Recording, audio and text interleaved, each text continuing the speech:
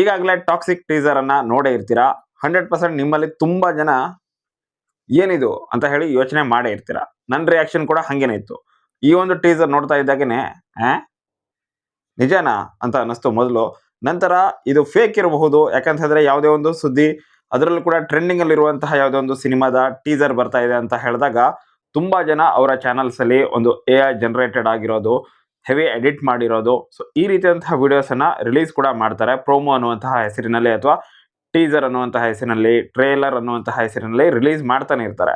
So ಹೀಗಾಗಿ ನಾನು ಅವರ ಒಂದು ವೆಬ್ಸೈಟ್ ಅನ್ನ, ಅಂದ್ರೆ ಇವಾಗ ಅವರು ಯಾವ ಚಾನಲ್ ಇಂದ ಅಪ್ಲೋಡ್ ಮಾಡಿರ್ತಾರೋ ಆ ಚಾನಲ್ ಅನ್ನ ಹೋಗಿ ಚೆಕ್ ಮಾಡಿದೆ ಕೂಡ ಒರಿಜಿನಲ್ ಹೌದಾ ಅಲ್ವಾ ಅಂತ ಹೇಳಿ 2 ಸಲ ಚೆಕ್ ಮಾಡಿದ್ದೀನಿ. ಆ ರೇಂಜಿಗಿತ್ತು ಈ ಒಂದು teaser.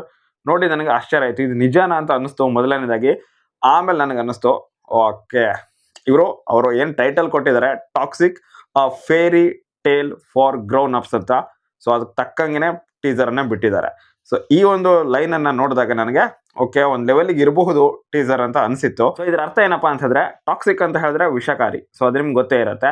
Fairy tale for grown ups ಅಂತ ಹೇಳಿದ್ರೆ ಒಂದು ಅರ್ಥ ಬರೋದೇನಪ್ಪಾ ಅಂತಂದ್ರೆ, ದೊಡ್ಡವರ ಕಾಲ್ಪನಿಕ ಕತೆ ಅಂತ ಒಂದು ಬರುತ್ತೆ, ಅಥವಾ ವಯಸ್ಕರಿಗಾಗಿ ಒಂದು ಅಸಾಮಾನ್ಯ ಕತೆ ಅನ್ನುವಂತಹ ಅರ್ಥ ಬರುತ್ತೆ.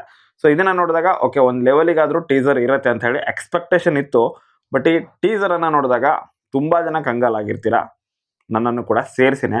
ಇದು ಕೇವಲ ನಮ್ಗಷ್ಟೇ ಅಲ್ಲ, ಇಡೀ ವರ್ಲ್ಡ್ ವೈಡ್ ಆಲ್ಮೋಸ್ಟ್ ಎಲ್ಲರೂ ಕೂಡ ಕಂಗಾಲಾಗಿರ್ತಾರೆ. ಯಾಕಂತಂದ್ರೆ ಯಶ್ ಅವರು ಈ ಹಿಂದೆ ಮಾಡ್ಕೊಂಡು ಬಂದಂತಹ ಎಲ್ಲ ಮೂವೀಸ್ಗೂ ಈ ಮೂವಿಗೂ ತುಂಬಾನೇ ಡಿಫ್ರೆನ್ಸ್ ಇದೆ. KGF 1, KGF 2 ನಲ್ಲೂ ಕೂಡ ವಿಲನ್ ಶೇಡೇನೆ. ಬಟ್ ಈ ಒಂದು ಸಿನಿಮಾ ಏನಿದೆ ಇನ್ನು ನೆಕ್ಸ್ಟ್ ಲೆವೆಲ್ ಅಲ್ಲಿ ಇದೆ ಅನ್ನೋದು ಕ್ಲಿಯರ್ ಆಗಿ ಗೊತ್ತಾಗ್ತಾ ಇದೆ ಟೀಸರ್ ಇಂದ.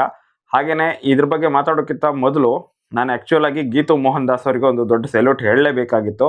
ಸೊ ಇವಾಗ ಹೇಳ್ತಾ ಇದ್ದೀನಿ, ಸ್ವಲ್ಪ ಲೇಟ್ ಆಯಿತು, ಬಟ್ ಗೀತು ಮೋಹನ್ ದಾಸ್ ಅವರಿಗೆ ಒಂದು ಬಿಗ್ ಸೆಲ್ಯೂಟ್. ಯಾಕಂತಂದರೆ ಈ ರೀತಿಯಾಗಿ ಟೀಸರನ್ನು ರಿಲೀಸ್ ಮಾಡಬಹುದು ಅಥವಾ ಈ ರೀತಿಯಾಗಿ ಯೋಚನೆ ಮಾಡಿ ಒಂದು ಕಾನ್ಸೆಪ್ಟನ್ನು ರೆಡಿ ಮಾಡಬಹುದು ಅನ್ನೋದನ್ನು ಸಖತ್ತಾಗಿ ಯೋಚನೆ ಮಾಡಿದ್ದಾರೆ. ಹಾಗೆಯೇ ಅದಕ್ಕೆ ತಕ್ಕ ಹಾಗೆಯೇ ಟೀಸರ್ನ ರಿಲೀಸ್ ಮಾಡಿದ್ದಾರೆ ಕೂಡ. ನೆಕ್ಸ್ಟ್ ಲೆವೆಲಲ್ಲಿದೆ. ನನಗಂತೂ ಸಖತ್ ಇಷ್ಟ ಆಯಿತು ಟೀಸರ್. ಸೊ ನೋಡಿದಾಗ ಹೌದು, ಸುಧಾರಿಸ್ಕೊಳ್ಳೋದಕ್ಕೆ ಒಂದು ಸ್ವಲ್ಪ ಟೈಮ್ ಬೇಕು. ಯಶ್ ಅವರನ್ನು ಈ ಒಂದು ರೋಲಲ್ಲಿ ನೋಡೋದಕ್ಕೆ, ಅಥವಾ ಈ ರೀತಿಯಂತಹ ಒಂದು ಪಾತ್ರವನ್ನು ಯಶ್ ಅವ್ರು ನಿಜಕ್ಕೂ ಮಾಡಿದ್ದಾರೆ ಅಂತ ಹೇಳಿ ಅದನ್ನು ಅರ್ಥೈಸ್ಕೊಳ್ಳೋದಕ್ಕೆ ಅಥವಾ ಅರ್ಗಿಸ್ಕೊಳ್ಳೋದಕ್ಕೆ ಸ್ವಲ್ಪ ಟೈಮ್ ಬೇಕು. ಸೊ ಯಶ್ ಅವರು ಈ ಒಂದು ರೋಲನ್ನು ಒಪ್ಕೊಂಡಿದ್ದಾರೆ ಅಂತ ಹೇಳಿದ್ರೆ ಅದರಲ್ಲಿ ಏನೋ ಒಂದು ಖಂಡಿತವಾಗ್ಲೂ ಮೂವಿ ತುಂಬಾ ಚೆನ್ನಾಗಿರುತ್ತೆ ಅಥವಾ ಸ್ಟೋರಿ ತುಂಬಾ ಚೆನ್ನಾಗಿರುತ್ತೆ. ಸೊ ಅದರಿಂದಾಗಿನೇ ಒಪ್ಕೊಂಡಿರ್ತಾರೆ. ಯಾಕಂತಂದರೆ ಇಷ್ಟೊಂದು ಒಳ್ಳೆ ಇಮೇಜನ್ನು ಅವರು ಬಿಲ್ಡ್ ಮಾಡ್ಕೊಂಡು ಬಂದಿದ್ದಾರೆ. ಸೊ ಇಂತಹ ಸಮಯದಲ್ಲಿ ಈ ಒಂದು ಟಾಕ್ಸಿಕ್ ಅನ್ನುವಂತಹ ಮೂವಿನ ಮಾಡ್ತಾ ಇದ್ದಾರೆ ಅಂತ ಹೇಳಿದ್ರೆ ತುಂಬಾ ಯೋಚನೆ ಮಾಡಿನೇ ಈ ರೋಲನ್ನು ಒಪ್ಕೊಂಡಿರ್ತಾರೆ. ಹಾಗೆಯೇ ಈ ರೀತಿಯಾದಂತಹ ಎಲ್ಲ ಸೀನ್ಗಳಲ್ಲೂ ಕೂಡ ಕಾಣಿಸ್ಕೊಂಡಿದ್ದಾರೆ ಅಂತ ಹೇಳಿದ್ರೆ 100% ಏನೋ ಒಂದು ಅರ್ಥ ಇರುತ್ತೆ. ಸೊ ಅದನ್ನು ನಾವು ಅರ್ಥ ಮಾಡ್ಕೊಳ್ಳೋದಕ್ಕೆ, ನಾವು ಅರ್ಥೈಸ್ಕೊಳ್ಳೋದಕ್ಕೆ ಸ್ವಲ್ಪ ಸಮಯ ಬೇಕಾಗಬಹುದು. ಮೂವಿ ಬರೋ ತನಕ, ಮೂವಿ ಬಂದಾದ್ಮೇಲೂ ಕೂಡ ಆ ಮೂವಿನ ನೋಡಿದ ಮೇಲೇ ಅರ್ಥ ಆಗೋದು.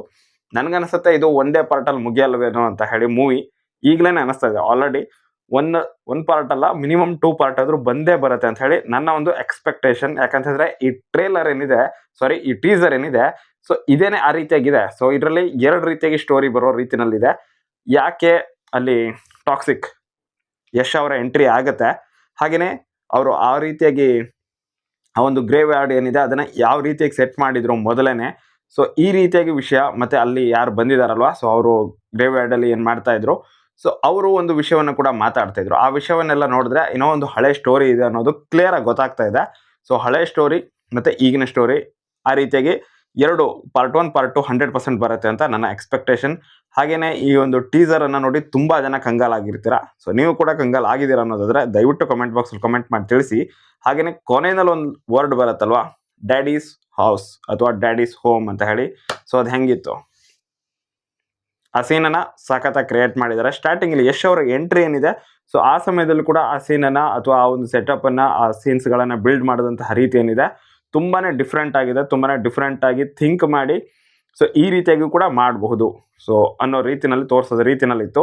ನಿಜಕ್ಕೂ ಧೈರ್ಯ ಬೇಕು, ದಮ್ ಬೇಕು ಅಂತ ಹೇಳ್ತಾರಲ್ವ, ಸೊ ಅದು ಗೀತು ಮೋಹನ್ ದಾಸ್ ಅವರಿಗಿದೆ ಅಂತ ಅನ್ನಿಸ್ತು ನನಗೆ. ಈ ರೀತಿಯಾಗಿ ಟೀಸರನ್ನು ರಿಲೀಸ್ ಮಾಡೋದಕ್ಕೂ, ಅದು ಕೂಡ ಯಶ್ ಅವರ ಒಂದು ಆ್ಯಕ್ಟಿಂಗ್ ಮಾಡಿರುವಂತಹ ಮೂವಿ ಅಂತ ಹೇಳಿದ್ರೆ ಇವಾಗಂತೂ ತುಂಬ ಜನ ವೇಟ್ ಮಾಡ್ತಾ ಇರ್ತಾರೆ ಸೊ ಈ ಒಂದು ಟೀಸರ್ಗೋಸ್ಕರ.